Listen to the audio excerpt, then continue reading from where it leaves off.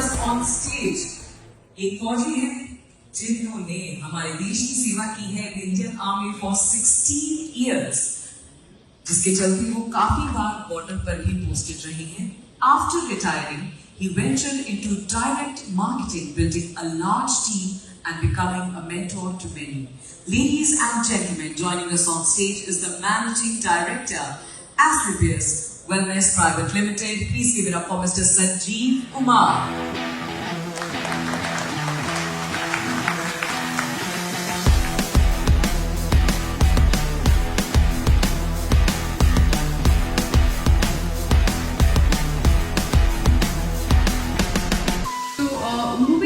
Sanjeev ji here.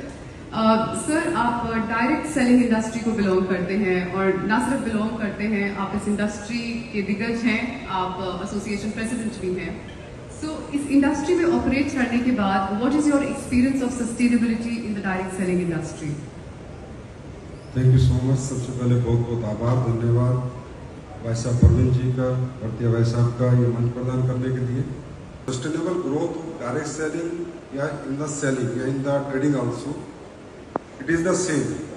Depends on quality of product, depends on parameters of company and depends on upgradation. आज के scenario में होता क्या है कि जब भी हम कोई बिजनेस करते हैं और किसी बिजनेस को हम रन करते हैं तो सालों साल हम अपना ट्रेंड चेंज नहीं करते. नई technology, new innovation, new quality, new product, वो सब अपनाने में हम कहीं ना कहीं हिचकिचाते हैं. क्योंकि हमारी खासकर जो मैंने देखा कि इंडिया में जो प्रॉब्लम है वो एक ही प्रॉब्लम है, यहाँ कौन सही है इस पे ज्यादा बात होती है, क्या सही है इस पे बात नहीं होती. तो सस्टेनेबल ग्रोथ डिपेंड करती है हमारे किसी भी बिजनेस की कि हमारे कस्टमर एक्सपीरियंसेस कैसे हैं, कस्टमर रिटेंशन कैसा है, और वो डिपेंड करता है हमारे प्रोडक्ट. अगर हमारा प्रोडक्ट एक बार किसी के घर चला जाए और उसके बाद वो इटसेल्फ अपनी डिमांड क्रिएट करे, तो बशर्ते बहुत सारी चीजें हैं, बहुत सारे पैरामीटर्स हैं जो बिजनेस को सपोर्ट करते हैं. पर the major parameter is your product, your price, your quality. अगर कस्टमर को आपका प्रोडक्ट, आपका प्राइस, आपकी क्वालिटी, आपसे एक्सपीरियंस अच्छा मिलता है तो वो रिटेन होता है, तो कहीं ना कहीं बिजनेस आपका ग्रोथ होता रहता है. और कंपनीज के पास जब जब नई टेक्नोलॉजी आती है तो वो अडॉप्ट करते रहते हैं. जैसे फॉर एग्जाम्पल मैं बताना चाहूंगा कि टेस्ला ने सबसे पहले इलेक्ट्रॉनिक कार को मैन्युफैक्चर किया, दुनिया में इंट्रोड्यूस किया.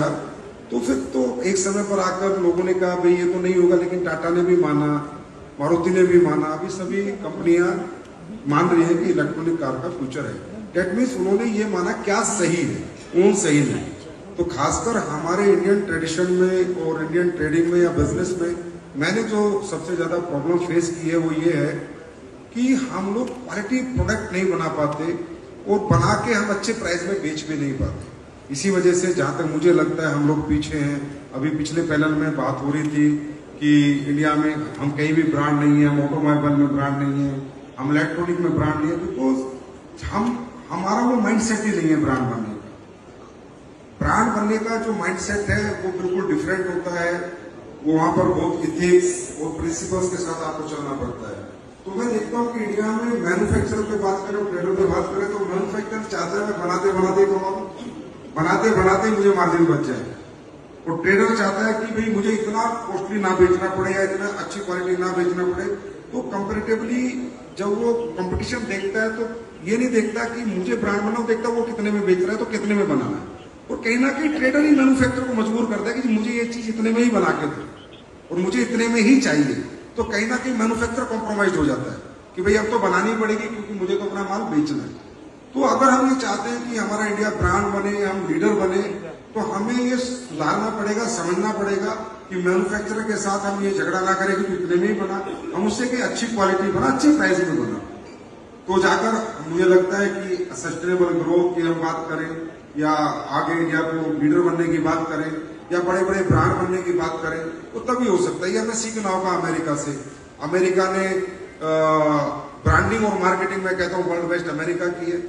क्वालिटी सीखनी होगी हमें यूरोप से कि क्वालिटी सबसे अच्छी यूरोप ने बना के दी है, और मैन्युफैक्चरिंग सीखनी होगी हमें चाइना से.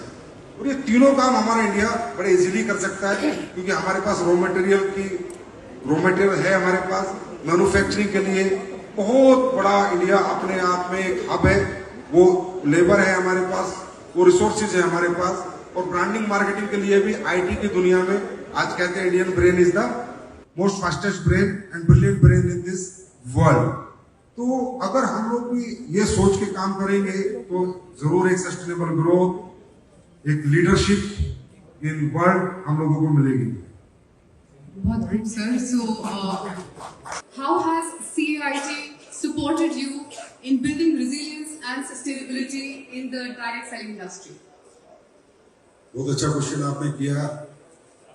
कैट के हमारी जो एसोसिएशन है, association of direct selling entities of India, हमारी इंडस्ट्री में 3 एसोसिएशन है, वो उन सब ने मिलकर कैट को अप्रोच किया कि हम भी, हमारे पास भी सारे व्यापारी हैं, 1 करोड़ के आसपास हमारी संख्या है। तो जब हम भाई साहब प्रवीण सर से मिले तो उन्होंने हमें आश्वासन दिया कि अगर आप लोग हमारे साथ आइए, हम आप लोगों की इंडस्ट्री में आप लोगों का सपोर्ट करेंगे, और कहीं ना कहीं जो परसेप्शन आप लोगों की इंडस्ट्री के खिलाफ बना हुआ, उस परसेप्शन को सही करने में मैं पूरी शिद्दत के साथ आपके साथ भूमिका निभाऊंगा। तो मैं आज कैट एसोसिएशन और कैट के सभी ट्रेडर्स को बहुत बहुत धन्यवाद देता हूं कि आप सबने हमारी इंडस्ट्री को एक्सेप्ट किया। और सर ने कहा था 1 करोड़ तुम हो, 9 करोड़ हमें, तो 1 करोड़ 11 होते हैं और 1 करोड़ को 10 हो जाते हैं, तो तुम्हें सीधा 9 गुना ग्रोथ मिलेगी। तो 8 मार्च को एक बहुत बड़ा प्रोग्राम कैट के साथ हम लोगों ने वुमेन्स डे पे किया, जिसमें देश के सम्मान्य मंत्री महोदय आए कंज्यूमर अफेयर्स के, और वो पहला दिन था हमारी इंडस्ट्री में कि पूरे भारत में हमारा परसेप्शन चेंज हुआ, पूरे भारत में हमें एक्सेप्ट किया। और हमारी इंडस्ट्री पिछले फाइनेंशियल ईयर में 22,000 करोड़ किया था, इस बार हम ये मतलब देख पा रहे हैं कि हम लोग इस साल तकरीबन 30 करोड़ टच करेंगे, 30,000 करोड़ की इंडस्ट्री हमारी इस साल हो जाएगी because of support of CAIT. और कैट में आके मुझे ये लगा जैसे मैं खुद फौजी हूँ, तो मेरा नेचर रहा है हमेशा अड़ने वाला, लड़ने वाला, पीछे ना हटने वाला। तो मैंने व्यापारियों के जो फौजी देखे वो भाई साहब प्रवीण जी देखे, मैंने कहा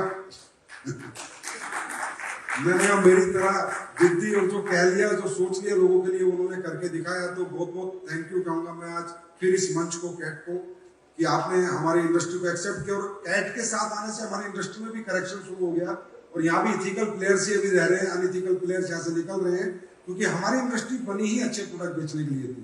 क्योंकि हमारी इंडस्ट्री दुकान से बेचती नहीं है, घर घर जाके बेचती है। तो अगर हम क्वालिटी प्रोडक्ट नहीं बेचेंगे तो हमें रिजेक्शन मिलेगा ही मिलेगा, और हमें मार्केट एक्सेप्ट करेगा ही नहीं। तो बहुत कुछ मिला हमें तो, और मुझे लग रहा है अब तो भाई साहब और भी बहुत कुछ हमारी इंडस्ट्री के लिए करने वाले हैं।